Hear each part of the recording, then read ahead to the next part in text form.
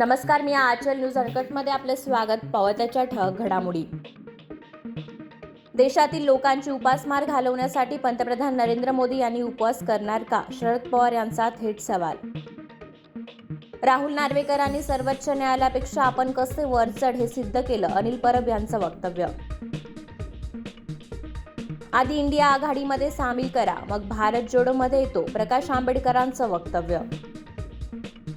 मुंबई आंतरराष्ट्रीय विमानतळावर सोने तस्करांना अटक. अंतवस्त्र आणि मिक्सरमध्ये लपवले होते 2.58 कोटी रुपयांचं सोनं.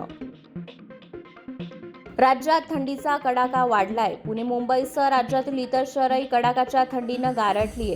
पुढील 2 दिवस थंडीचा कडाका आणखी वाढणार. प्रवाशांना धावपट्टीवर बसवून ठेवल्याप्रकरणी एमओसीने इंडिगो आणि मुंबई विमानतळाला पाठवली नोटीस. आसामच्या दारंग येथे आज सकाळी 3.5 रिश्टर स्केल तीव्रतेचा भूकंप.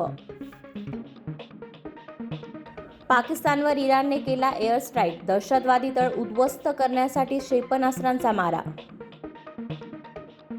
पंकज त्रिपाठींच्या में अटल हूचा दुसरा ट्रेलर रिलीज. राम जन्मभूमी संघर्षाची दिसली झलक. आणि भारतीय टेनिसपटू सुमित नागलची ऐतिहासिक कामगिरी. ऑस्ट्रेलियन ओपन स्पर्धेच्या दुसऱ्या फेरीत धडक. धन्यवाद.